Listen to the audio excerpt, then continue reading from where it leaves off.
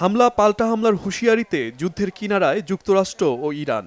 এবার ইরানের parliament speaker Mohammad বাকের Qalibaf হুঁশিয়ারিতে বলেছেন, যুক্তরাষ্ট্র হামলা চালালে ছেড়ে দেবে না তেহরান। মধ্যপ্রাচ্যে যুক্তরাষ্ট্রের সামরিক ঘাঁটি ও জাহাজ লক্ষ্য করে হামলা চালাবে ইরান।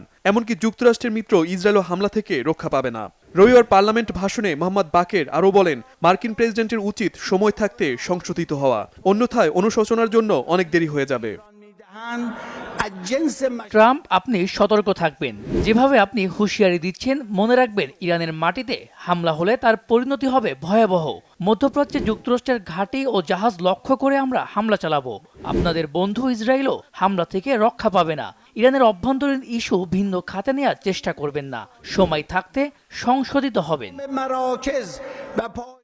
এর আগে কয়েক দফায় ইরানে হামলার হুঁশিয়ারির পর শনিবার সামাজিক যোগাযোগ মাধ্যমে দেয়া এক পোস্টে প্রেসিডেন্ট ট্রাম্প লিখেন, ইরানের জনগণ স্বাধীনতার জন্য মুখিয়ে আছে, যুক্তরাষ্ট্র তাদের সহায়তা দিতে প্রস্তুত। মার্কিন কর্মকর্তাদের বরাতে বিভিন্ন গণমাধ্যমেও যুক্তরাষ্ট্রের হামলার প্রস্তুতির বিষয়টি উঠে এসেছে।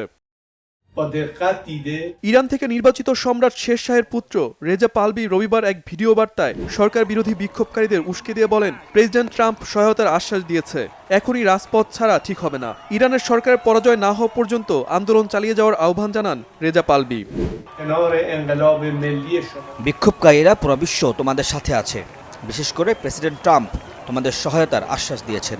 যে কোনো উপায়ে রাজপথে থাকবে, বিজয় আমাদেরই হবে। আমি শীঘ্রই তোমাদের কাছে ফিরে যাব। এদিকে ইরানে চলমান বিক্ষোভ ছড়িয়ে পড়েছে দেশটির প্রায় প্রতিটি প্রদেশে। বিক্ষোভকারীরা হয়ে উঠেছে আরও আগ্রাসী, বাড়াচ্ছে জ্বালাও পোড়াও। হতাহত হয়েছে অর্ধশতাধিক মানুষ। মানবাধিকার সংগঠনগুলোর দাবি, নিহত ছাড়িয়েছে শতাধিক। এমনকি সরকার বিরোধী বিক্ষোভ ছড়িয়ে পড়েছে যুক্তরাষ্ট্রে।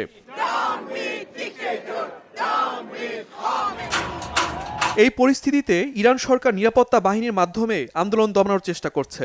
এতে সরকারের সঙ্গে জনগণের দূরত্ব বাড়ছে।